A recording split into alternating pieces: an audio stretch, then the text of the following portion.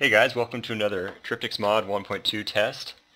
Today I have, or this time around, I have Mighty Master and Zap versus Elim and Old Time Pro. This will be interesting. And then I also have Shadow to Grey here as a co-commentator and person who will be talking to me about stuff. Hello. So, let me just get these races introduced real quick and then I'll talk about what we want to test. So, oh crap. I like it when people use the same colors over and over. Yeah, we have Mighty Master, who is Feds, they are unchanged. Zap, who is Borg, almost definitely optimized. Old Time Pro, who is Borg, and we were talking about testing some of the cubes and nanite spheres possibly. And then Elim, who is Feds. Oh wow, okay, so we have 2 Feds versus 2 Borg. That'll be interesting. What do you think, Shadow? We have Fed and Borg versus Fed and Borg. So, really interesting. Yeah, I mean the Feds have plenty of torpedo weapons they can use against the bigger ships. The Borg really like raiding miners early, but they won't really be able to this time around, unless the Borg go off raiding each other's Fed players. Let's see, also there's no Cloaky Scouts in this entire game, so scouting will play a pretty big part of this. The map is Hell's Kitchen, and I'm just confirming both of our Borg players are optimized. The map is Hell's Kitchen, so as you can see they both have their expansions off to the side and relatively close to each other. Once, if they both take that expansion, they get to each other pretty easily, which, in the Fed situation, they can get yards, they can get turrets, and they can build bastions. In the Borg situation, they just have really tough miners, but nothing else there.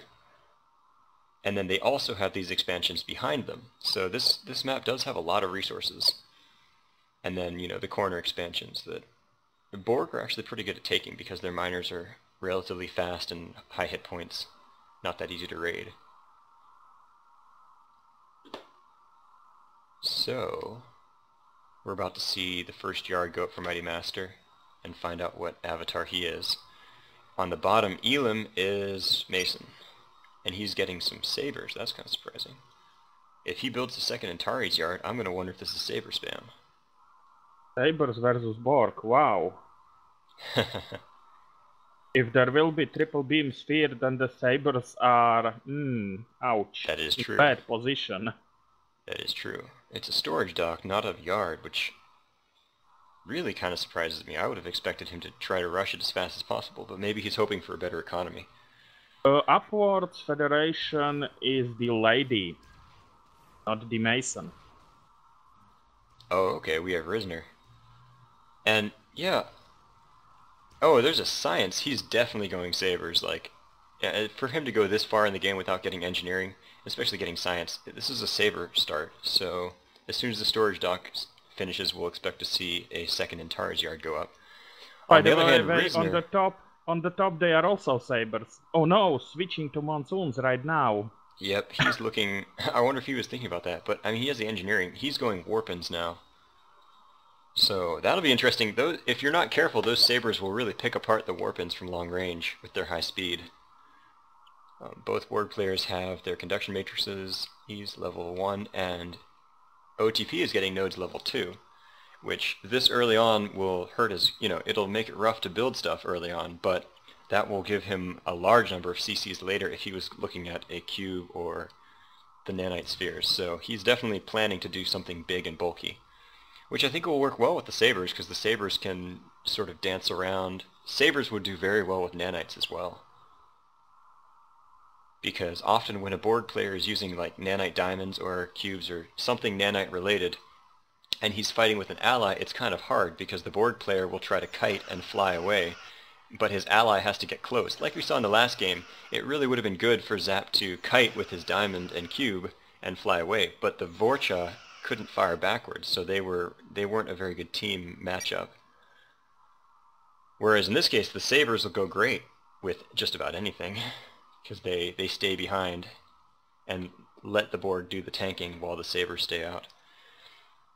Now this is one of the balance issues that I personally did not like about this patch, and I still don't know. I don't know if I'm planning to change anything about it for my mod, but Risner, Mason and Risner for their small yard ships, Mason gets a defense boost to the Saber, Monsoon, or no, the Saber, yeah, he gets a defensive boost to all of them except for the Canaveral. Risner gets an offense boost to the Saber, the Intrepid, and the Akira, but Risner gets nothing for the Monsoon. And in some situations, when the Federation is going against a long-range enemy, like a Dode spam or a Saber spam or something like that, it is very important for them to be able to use Monsoons. Also, like, even Laval's something that you really need Monsoons for, because they tank defensively and they have that half damage from long-range ability. Monsoons are a very key, like, you may not have been planning on it, but just having the ability to get Monsoons is very important for the Fed's counters. There are certain ships that they just have to have Monsoons in order to counter. And Mason's Monsoons have 21 defense while Risner's have 18. So it is a significant weakness of Risner that her Monsoon is not, which is critical for countering some strategies, is not as good. And for example, if you get hit by a Saber spam, it'll be really difficult to deal with them with the weaker Monsoons. But this is not a Saber spam, this is a Canaveral spam. Maybe there is one. When there is one, maybe our second. Or more. We will see. I just now noticed that, like, he's getting them from both places. Now that'll do extra damage. I mean, that'll be tricky, the Monsoon versus the Saber. I guess this is even more countering. Like, even though the Monsoon is Risner and its lower defensive value, it still has so much defense against long range. Elim was afraid of being countered, and so he's getting the Canaverals because they do extra damage to short range. Yeah, but I think he should mix some Norways also into the Canaveral mix. That may be a good idea. Both the Canaveral and the Norway take a ton of Tritanium, and you can see he is, like, completely strapped for resources right now. However, yeah, but this map is filled with resources. He shouldn't have a problem. It is. We will see. And maybe that's also because he's building enough freighters to man his second expansion. Yeah, even after Source, like, he's building a ton of freighters.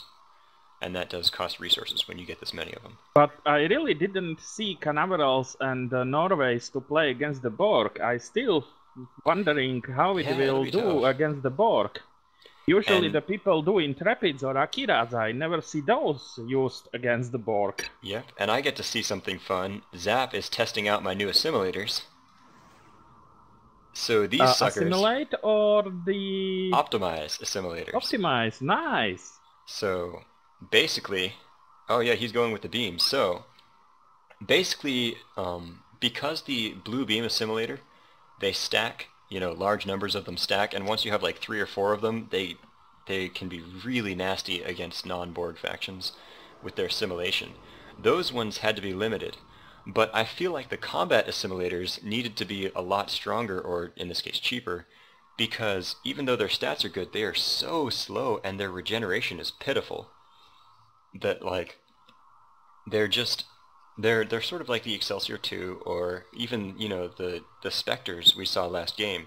They're designed to be a slow, fleet backbone ship that if you stay and fight it, you will lose. But you can just fly around it, you know. Or if it ever gets double teamed, if like the two players from the other team attack it, or if it fights a fleet that it can't beat, it is so slow it won't get home. Like, the other ships might escape, but the assimilators will die. Can you check the sphere from the all-time pro? What is the sphere? I saw one beam, assimilation beam. Holding beam, 2 prime, and torpedo. So, oh, I should have changed that tooltip to say short. So, this is like hyper offense. I think this might be the highest damage you can get. No, you can get more if you had another prime, but he's using the holding beam with hopes of getting nanites. Oh, he's actually going ahead and getting the transmission matrix. So, early nanite should be very nasty. That's going to be intense. The torpedo has a short range, and there's the first warp-in from the top and an errata yard. So Mighty Master, I don't know what he's going for. I don't even know if he knows what he's going for right now. He's just getting chassis level 2. He loves his defiance. It is love on the Star Master part. Yep. But maybe he will do E2s, but I'm not sure. These guys are just going back and forth. Like, I mean, the Canaverals would do extra damage to the Defiance would do extra damage to the Canaverals. And now, Elim's getting his engineering not at his home base, but out at his expansion, just because he doesn't want to take the time to fly his constructor home. I will note that Elim is now saturated, well, almost saturated, 2 expansions and his home. Mighty Master is just starting on his 2nd expansion. So these players are mining a ton, while the Borg players are really not. The Borg players are focusing on their production, and we're going to see a very interesting matchup, because the other thing about the assimilators is I lowered their CC cost from 30 to 20, and this is one of the things I'm afraid I might have done too much.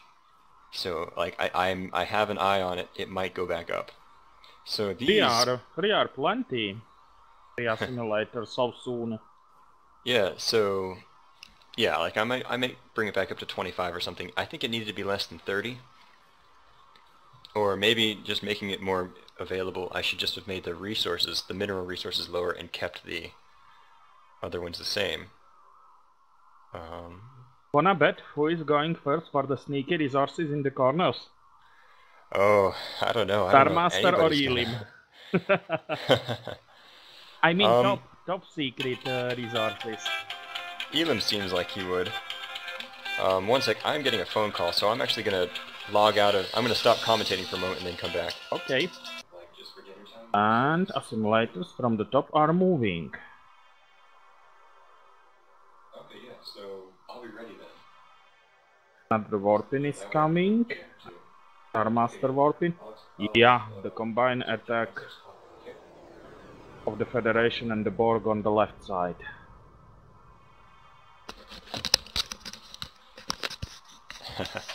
I stopped the recording for a second there, not realizing I could have just left it.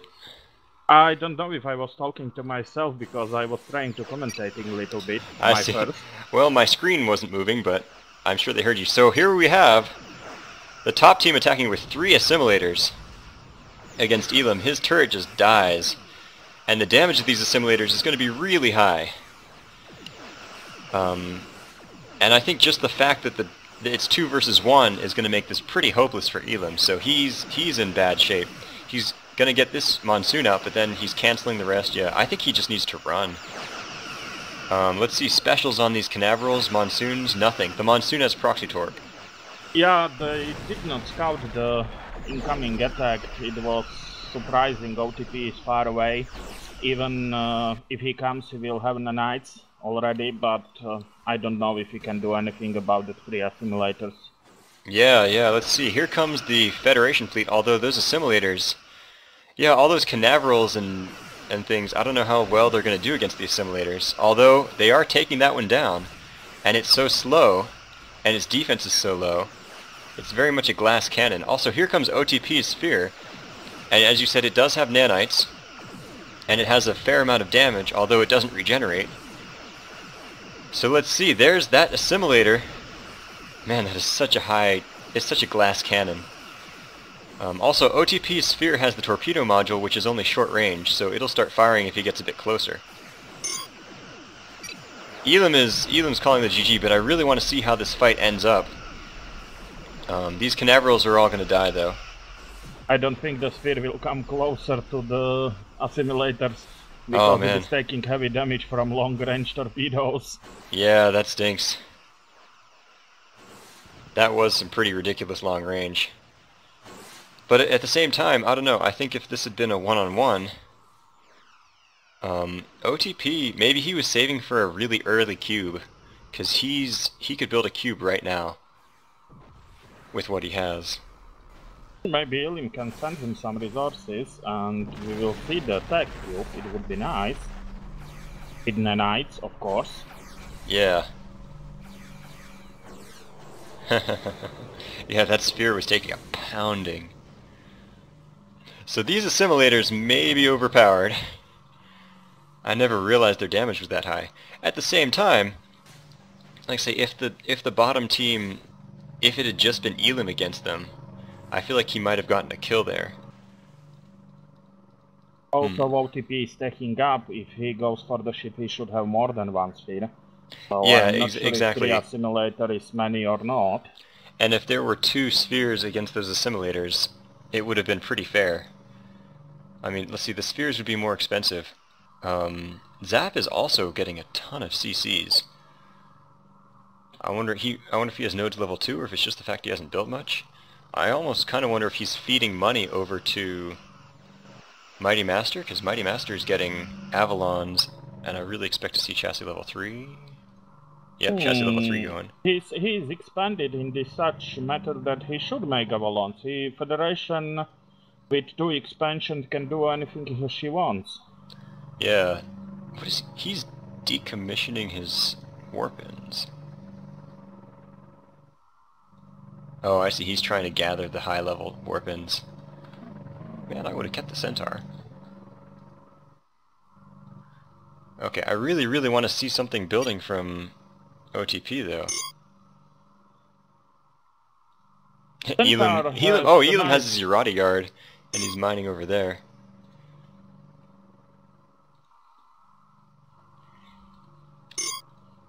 Centaur has the nice special. And the banter has begun. Oh yeah, Elim has his Starfleet command. And there's his warpin coming. He heard the blast cannons. He's squatting you. Yeah.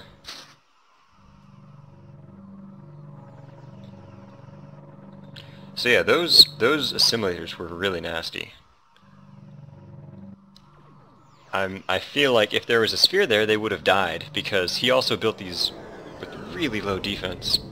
And now I want to go check the actual assimilator modules and see if any of them have more defense, and maybe take this torpedo module and change it from 20 offense to 15 offense, 5 defense. Just if he wants more resources, he's researching perfect logistic. He can upgrade miners to... Okay, there he goes with the diamond. Diamond. I was watching the uplink if it was going to be a cube.